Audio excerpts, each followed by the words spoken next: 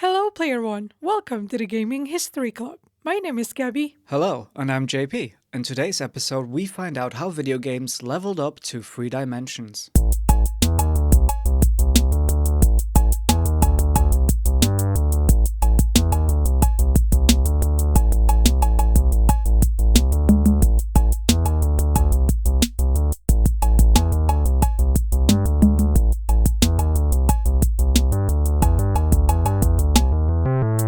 So, before we start delving into how games are becoming three dimensional, we need to talk about definitions. Yeah, what exactly is 2D and 3D, and the stuff in the middle, importantly, as well. That's it, yes. So, true 2D games are flat, no shading, not even trying to look like it's 3D. It's like doodles on a piece of paper. That's how we imagine true 2D games. Yes, it's drawing a square on a piece of paper without doing that thing where you draw 45-degree angle lines and pretend it's a cube, which it would already be kind of like fake 3D, wouldn't it? It's like an illusion, but it's not. Like true 2D is like a square, not a cube, just like full-on square. Yes. And true 3D games will have 3D models, 3D graphics, and movement that is beyond the Y and X axis. Yeah, that's right. So the movement here is really important because things can look 3D, but if you're still only moving left, right, up, or down, you're not moving in depth, are you? You're not moving on the Z axis. Yeah. Yeah. So I guess maybe like Rayman or something, or like the Street Fighter games where it is 3D, but they still move left, right, up, down. So it's technically not 3D, is it? Yeah, that's what we call pseudo 3D or 2.5D games. They use a variety of techniques to give the illusion of depth, like you mentioned before, but it's not actually 3D because you can't move your character beyond those axes. Yeah. So, to put it simply, a 2.5D game or pseudo 3D is one that portrays a 3D environment while incorporating 2D gameplay, or a game that uses seemingly 3D gameplay but uses 2D sprites instead of a 3D model. It might even come down to the perspective from which you view the game. Yeah, I think 2.5D has really taken on a new definition because designers become crazy these days with, do you remember Paper Mario? Yeah, Where it is basically a 3D game, but then the characters, they're all like 2D sprites. yeah, And that's not because they had to do that, they're pretty newish games. That's just a fun way to design a game, just have a different spin on it, right? yeah, it's becoming a design choice as well nowadays, which is really interesting. I love how what used to be limitation is now becoming just a choice, A style, a style. Yeah. a flavor of game. I love that though. So before we dig into the history, why don't we talk about some of these 2.5D or pseudo 3D techniques? Let's just give a quick overview of some of the more common ones that we know of. So one of these techniques is isometric viewing angles. These enables characters to be viewed from different angles, but not usually the environment. So examples of these are Fallout 1 and 2, Diablo 1 and 2, Command & Conquer Red Alert, Age of Empires, SimCity. If for some reason you don't know what any of these games are, imagine you've got a chessboard in front of you as if you were playing the game and you tilt it slightly up and to the side so one of the corners is facing directly at you. That is an isometric viewing angle. If you were in a room, you'd be one of the top corners looking into the middle of the room. That's an isometric viewing angle, Yeah. to put it very plainly. Then we've got scaling. So this is where you just make objects bigger or smaller, usually sprites. And examples of these are Outrun, Wolfenstein 3D, Doom. Loads and loads of games ended up using scaling as a method to give this pseudo 3D angle at games. In racing games, it was hugely popular and they really turned into a refined art, and they even named some of their technologies after the scaling method, like the super scaler and stuff. We got parallax scrolling. So this is a nice, beautiful technique which actually comes to us from the art world, where you've got different layers to an image. So if you imagine some mountains in the background, as the camera moves slowly into one direction, the mountains in the background, they're moving at a slower pace. Then objects in the foreground, take a tree, and that moves really quickly. So that will give you an illusion of depth because the different layers are moving at different speeds. That's true. Yeah, so Super Mario World has got a lot of examples of these for the SNES. What else we got? So pre-rendering. That's a technique that they use in video games. Not so much anymore, but this was very common back in the day. So they would make real 3D models on a computer, but then they would take basically images of those 3D models and import them into the game. What you end up with is having some really realistic looking characters that you didn't draw per hand, like pixel by pixel. It's actually a 3D image with lighting and shadows, but they are just 2D images inside of the game. So Donkey Kong Country was a really famous example, and it looks really, really beautiful, especially when you compare it to like the blocky, cartoony looking games like Super Mario, for example. Yes, I guess they're basically modeled using 3D, but when you play the game, it is actually just a snapshot of that 3D model, but it is 2D. Yeah, it makes you feel cheated, doesn't it? Because you're thinking there like, Donkey Kong. Somewhere, someone has like a full 3D model you can just rotate around and see him from every angle. Yeah, But you just see like the 2D image. It's like, I want to see the full thing. I know, and there's no camera movement, and that's why it's not a full 3D model for you to see from every angle, Yes, right? precisely. Yeah, so 2.5D techniques have been used in the past due to technical limitation of creating true 3D games because true 3D models won't be as light for the processing power to load because it's just going to be an image rather than a full model. Yeah, totally, yeah. So it would be much easier to make that 3D model, take a picture of it, and then insert that. Imagine if you'd have to actually draw that image pixel by pixel. Yeah. I could imagine that is insanely difficult, actually. Yeah, and 2.5D techniques can still be used today to minimize that precious computing power. I think a lot of games still adopt this as well nowadays. Yeah, totally. Yeah. They got skyboxes, right? So whenever you look at a sky in a game, so like any game really, a lot of open world sandbox games, that image that you see in the sky, there's just a big, huge 2D image. Sometimes it might be a dome also, but they tend to be skyboxes, so Half-Life, for example. There's also the fixed 3D perspective. So that is where in Zelda's got really good examples of this, where in Ocarina of Time, certain indoor sections, you've got a fixed 3D camera angle, so you can't actually just have the camera go any which way. And so they would have pre-rendered images of the room superimposed on. And so the behind things of things that were actually 3D, there was nothing behind them. Because the camera can't go there anyway, so the player would never be any wiser that there's 3D things missing, basically. Yeah. Yeah, and Final Fantasy VII was 2.5D game with pre-rendered backgrounds, but they actually had 3D character models and appeared to be moving inside of a 3D space, when in fact, actually they just move on the X and Y axis and scaled accordingly to distance instead of true 3D movement. Yeah, this is a game that used the 2.5D techniques very, very well, because if you would ask most people who played Final Fantasy VII, hey, is Final Fantasy VII, is that a 3D game? Oh yeah, of course it is. I remember it being 3D, and I think that's a testament to how well they actually implemented 2.5D techniques. Yeah, it looked like real 3D to be honest. So yeah, that's an interesting one, Final Fantasy VII. So the jump from 2D to 3D games didn't happen overnight. It was more of an evolving thing. Developers kept pushing the boundaries depending on what the platforms can do, how great the arcade cabinets can be, or what can the home computer or console can do. So that's why when we're looking into the transition to 3D, looking into the history of 2.5D is really important to understand that journey fully.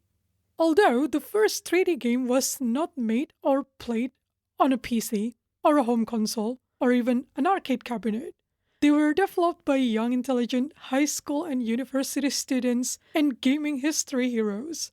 And they were actually developed on mainframe computers and terminals within computer science laboratories.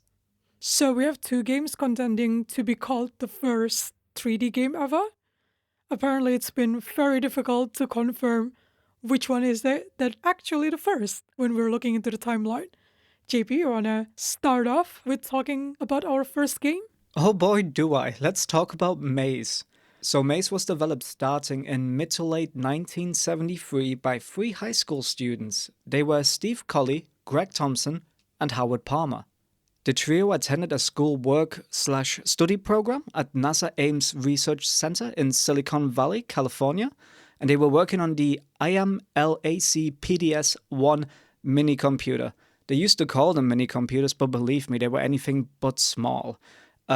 They had a vector graphics monitor, which was a super rare thing at the time to have a graphics terminal for your mainframe computer. The PDS-1 did have one, and they were actually working on computational fluid dynamics. Steve Colley was developing a method of determining which vertices of a 3D object shouldn't be visible to a viewer, thereby not drawing them, to make 3D models that looked solid and not see-through wireframe style. He created a program that could rotate a solid cube on the screen. Some of the other students, including Greg Thompson, previously recreated some arcade games on computers, so this was mid to late 1973, so I imagine that means they recreated Pong at some point on a computer. And so the trio was inspired to make a game using this program. Palmer suggested a maze of cubes that the user could walk through, and so Colley made the program in just 2 days, showed it to Thompson and Palmer, who expanded the game to make it 2-player and with the ability to shoot each other, because what else are you going to do in a maze with other people? By the end of 1973, all three developers had left NASA, but they made sure that they took their program with them. Unfortunately, they all split up into different colleges. Thompson enrolled at MIT and took paper tapes of the program with him, where he and Dave Lebling, who's famous for later creating the famous Zork text adventure games, further helped him expand on the game on the MIT's PDP-10 mainframe computer to be used on 8 graphic terminals, allowing for the game to be played up to 8 players. The game actually became so incredibly popular with the students at MIT that they were almost constantly playing this game outside of lab hours. So computers at the time, they had to be reserved and they were in popular demand and there were not many of them around. So you'd actually have to reserve space for them. You'd have to allocate time slots to get a go on these PDP-10 terminal computers, right? And so they were playing in the middle of the night just to be able to play this game, you know. The game was eventually shared with other research institutions over the internet precursor called ARPANET, and players would compete against each other between research institutions as well. Even the lab director JCR Licklider and assistant director Al Vezer played the game, but the lab was funded for quote-unquote serious purposes by DARPA, the Defense Advanced Research Projects Agency, and so they were forced to limit the use of the program. How dare they say that? This game is not serious purpose. I mean, if only they'd realized that this would turn into the biggest media industry to ever exist just a few decades later. But nah, whatever. Dave Lebling made a Maze Gunship program to find games being played on the ARPANET, and when it does find it, to crash it. So this started a back and forth with the students and anyone else trying to play the game, where they would either avoid that program at first, avoid Maze Gunship, or just find it and turn it off, basically. It was reported that at one point DARPA banned it from the network completely, as half the communication traffic between Stanford and MIT was just people playing the game. Maze has additionally been credited with various other firsts in gaming. It had the first level editor, it had the first observer mode and radar, and it has the first avatars ever to be used in a game. But due to its reliance on running on very specific and expensive computer hardware, its direct influence on video games and the first-person shooter genre was limited. Which brought us to the second game that I want to discuss, the one that also competed for the title of the first 3D game, Space Sim. So Space Sim was developed in early 1974 by student Jim Bowery at the University of Illinois Urbana-Champaign. So Jim was assisting Professor Leif Brush with the first computer art class at the university, where he was introduced to the Plato graphic terminal. So Plato stands for Program Logic for Automatic Teaching Operations.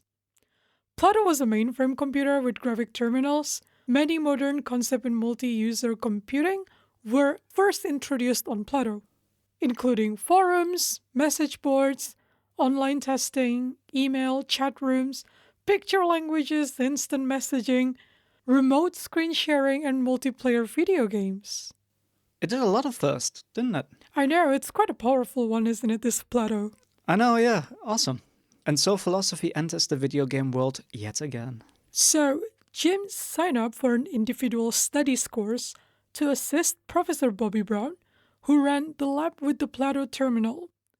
Jim learned to program on the computer, helped by other game developing student enthusiasts such as John Delsky, who developed Empire the previous year, the first multiplayer arena shooter, and also Charles Miller, who made Moria later in 1975, a dungeon crawl style RPG. Again, all these game developers just, chilling, knowing each other by name. Hey, how's it going, Dave? Can't wait till you make Zork in 2-3 years' time. You know what I mean? I feel like the community was actually very close-knit. Yeah, absolutely. Yeah, it reminds me of when Steve Jobs also helped make one of the games, that we discussed in That's our arcade true. episode. These guys are all interconnected somehow, aren't they? So Jim used code for displaying 3D vector graphics, previously written by Don Lee and Ron Rash. Ron actually famously designed the Vegreville Egg, a physical monument structure, and the first design entirely with computer-aided geometric modeling software. Yeah, the Vegreville egg, that's a Ukrainian-style Easter egg. And it's very, very big, and it's somewhere in Alberta. Yeah, so Jim started development on his game, which named Spacem, short for Space Simulation, though it was quickly referred to as Spasm instead. Kids will be kids, eh? I know, they always make fun of this name. It's Space Simulation. When I started looking into space, and one of the first questions I asked you, do you think it's spasm? Yeah, it's not. It's literally Spacer. it's literally the first thing I asked you, because I don't know how to spell spasm. I completely forgot about it. So there you go. It's Born into the World, a multiplayer spaceflight simulation game which can be played by up to 32 players, grouped into 4 teams of up to 8 players. The way you play Spacem, players control their ships in a first-person 3D environment with ships appearing as wireframe models. The game was played by entering single key text inputs to give instruction and coordinates. The position were updated on screen once per second. Players can switch their perspective between their ship, angle and magnification zoom of their camera as well. I would say the game is not that straightforward, as in multiplayer shooty kind of game. The game was updated to include resource management, and it actually focused more heavily on cooperation, teams competing against each other or even cooperating in order to gain enough resources to reach a far and distant planet. Mismanagement of a team's resources or over-reliance on combat can cause dissatisfaction on players' planets and can lead to a planetary proletariat revolt, which would vastly reduce the planet's population and resources. So as we mentioned before, although Maze is believed to be the earliest 3D game and first-person shooter as it had shooting and multiplayer by fall 1973, Spacem has previously been considered along with it to be one of the joint ancestors of the first-person shooter genre due to earlier uncertainty over Maze's development timeline. According to Jim, Spacem had quite a following on the Plato network, and there was a late-night cult, same like Maze, that was devoted to the game. So that's what was going on behind closed doors at these secret university research labs where these computer kids were making games for themselves to be played by themselves. But what was going on commercially outside? What was happening in the arcade, the home computer market, and home consoles? Well, let's take a look. So By the mid-1970s, microprocessors were introduced to the arcade games, which allowed for a lot more processing power, and the games quickly evolved as well. One of the earliest examples of 2.5D techniques in the arcade game cabinet market was Interceptor, made by Taito's Tomohiro Nishikado, and he did this 3 years before he would end up making Space Invaders. The game used scaling to have enemy planes appear closer or further away from the player. Back in the 70s, vector graphics were also still very popular because they were able to make finer lines display faster and obviously more compatible with the wireframes that you would get from 2.5D techniques. And so it comes to no surprise that the very first big successful 2.5D game happened to be Battlezone from 1980, made by Atari. Battlezone could technically also be called one of the very first VR games ever because you would actually have to put your face inside of a viewfinder in order to play the game. The developer Ed Rothberg has revealed a long time ago already that while the game did use real 3D maths, the game used two-dimensional illusion to provide the desired 3D effect. But due to the game's commercial popularity, it's often incorrectly cited as the first 3D graphics game. I know we also mentioned this before in one of our first episodes, but a version was also made for the US Army called the Bradley Trainer to train gunners for the use of the Bradley fighting vehicle. Some developers were really not happy with that, including Ed, and he only did it under the condition that he would never have to work with the US military again afterwards. I can totally see why people mistakenly take Battlezone as the first 3D graphics game, to be honest, when you see the graphic, it does actually feel like 3D. Yeah, it does frustrate me a little bit somewhat though. You find some really awkward things where I read one article on a website that said Mario 64 was the first 3D game, and that couldn't be further from the truth. That's like 1996. You know what I mean? Absolutely not. Yeah, it's hard. That's why we try to define it, right? Because it is all about the definition. That's true. So let's have a look at what's happening at home. For the home console, the Atari 2600 had 9 launch titles on its release in 1977, and one of those games was Starship, a first-person space combat game that uses scaling to make targets appear small in the distance and large as they approach closer to the player. And if we have a look at home computer, the earliest home computer pseudo 3D game was found in 1981's 3D Monster Maze, released for the Sinclair ZX81. The gameplay has the player navigating an 18 by 16 room randomly generated maze, and the player navigates while being chased by a T-Rex. It's a very low resolution by today's standard though, and ran at 6 FPS. But it still deserves a special mention for being perhaps the very first survival horror game. So 3D Monster Maze was made by Malcolm Evans, a Brit who previously worked in the aerospace industry and later as microprocessor scientist. He made the game after his wife Linda bought him a ZX81 on his 37th birthday. This makes me wonder, if I'm buying you a new PC, would you create like a groundbreaking new video game, JP? If you buy me a computer, I'll do whatever you like me to do with it, to be honest with you. So, we spoke a little bit now about the 2.5D pseudo 3D games and how they first started and what were some of the first ones that we found. But let's take a look at what is probably on everyone's mind. So what was the first polygon game? Meaning what we think is 3D, the real 3D, the true 3D. Okay, so this is again a little bit of a technicality. So Cube Quest is the first commercial game using real-time 3D polygon graphics. The game was made by Simutrek and designed and programmed by Paul Allen Newell and Duncan Moorhead. It was first introduced at Tokyo's Amusement Machine Show in September 1983 before being released in North America 3 months later. It's a space shoot-'em-up game where you can control a spaceship, but this game isn't entirely 3D. So the spaceship and the enemies, they are 3D models. However, there was a background animation that was preloaded into the Laserdisc. So it's basically a video being played in the background, but the 3D models are real 3D polygon models. If we want to talk about the very first game that was entirely in 3D, then we're going to have to talk about iRobot from 1984, made for the arcades by Atari. It was rendered entirely with real-time, flat-shaded 3D polygon graphics. It's the first video game to feature camera control options, making it the true earliest ancestor of modern 3D video games. The game was able to produce roughly 2,000 polygons per second.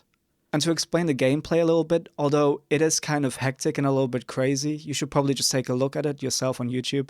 You play as Unhappy Interface Robot number 1984, a servant bot rebelling against Big Brother, which is basically just a huge floating eyeball. And you jump around some blocks and you shoot at enemies, and you need to turn the red blocks into blue blocks, and then once all blocks are the same color, you can progress to the next level. The game was very ahead of its time, probably too far ahead of its time. The game did flop. It only sold between 750 and 1,000 cabinets, and it would take another decade for 3D games to actually break through into that mainstream success that they were always going to have eventually anyway.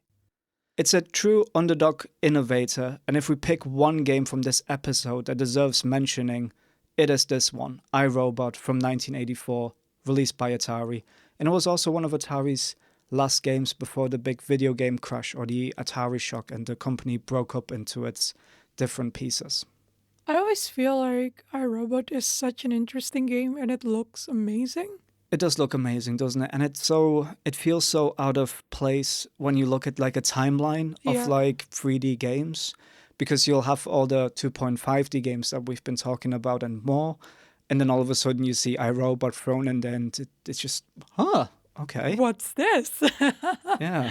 It does look chaotic, and I agree with that. But I think that's actually the charm of the game itself. It's amazing. Absolutely, yeah. It's nice too because with the very first 3D game, if you define it like 2.5D, just pretending to be 3D, you can kind of get lost a little bit like, oh, is it Maze? Is it Space Sim? And then those two games are like completely different to each other as well. That's true. But then for true 3D polygon graphics, it is definitely iRobot, and it's definitely that one, and it looks it as well. It does exactly look like you imagine the very first 3D game to look like. Yeah, although as you said before, 3D polygon graphics would take a few years longer to fully break into the gaming world, I think for the rest of the 80s, a lot of the other games were just racing to implement better, faster, prettier 2.5D effects. Yeah, that's right.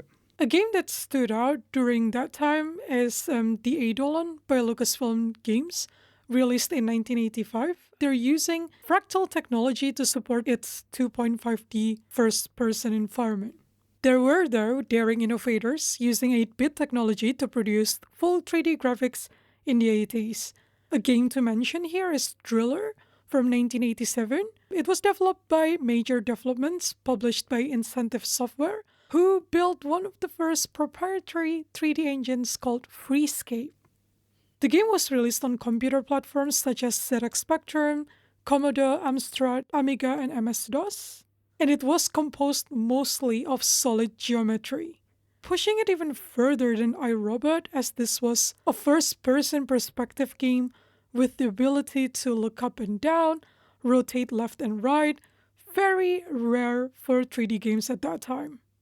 And for the next half a decade, we will see different degrees of this 3D, true 3D, which is still kind of slow and not a whole lot of fun to play. It's not gimmicky, but it does feel like you could have more fun playing non-3D games. It was a lot of that and people pushing the 2.5D envelope. Yeah. So what was the big 3D success, real 3D success? So we talked about Battlezone being the true first fake 3D success. Yeah. Right?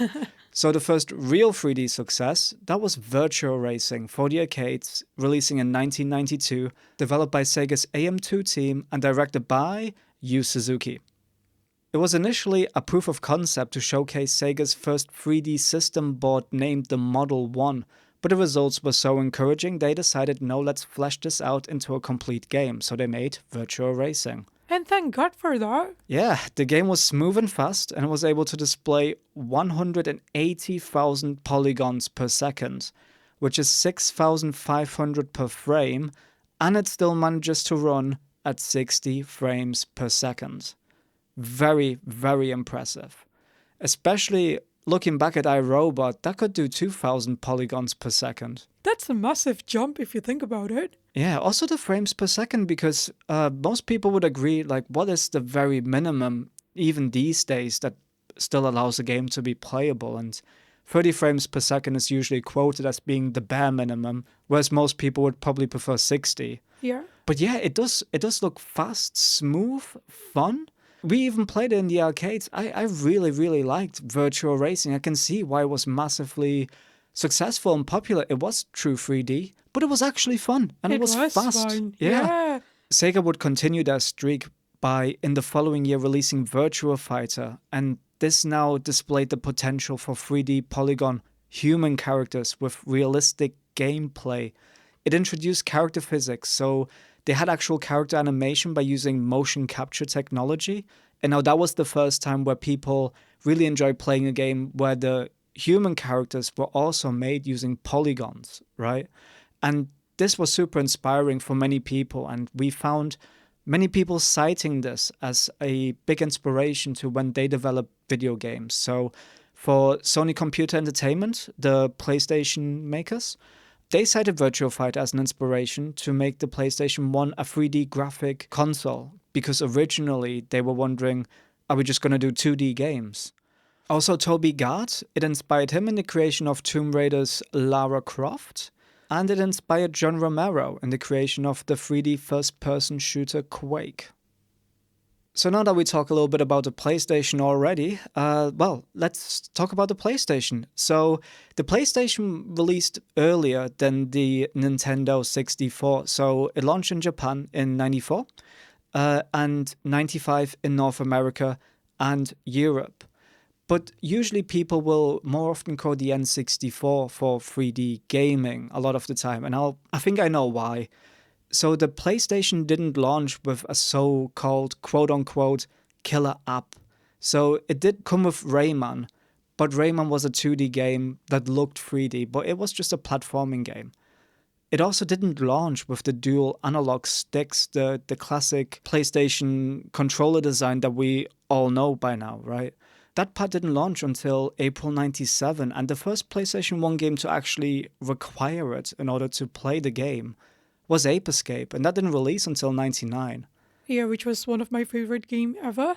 Yeah, but Nintendo's N64, which launched a year after the PlayStation 1, did come with Mario 64, and it did come with a controller that had one analog stick. And so I think it had an early advantage there already, because Mario 64 definitely set the standard of how a game should feel when you played in a 3D space. So Mario did control very easily. It was fun. It was easy to pick up. You had a controllable camera. It did a lot of things better than many PlayStation 1 games did at the time, to be fair. Although I wouldn't dare compare them and say one is better than the other. In terms of control and fluidity, I'd definitely give it to the N64 back then. So Player One, we hope you enjoyed this episode, exploring how 3D games came to be. New episodes of Gaming History Club are released every second Wednesday, so make sure you subscribe and follow us on our social media as well. Say hi to us by visiting our website, gaminghistory.club, and let us know what topics you'd like to hear. Or you can just share your favorite video game stories with us.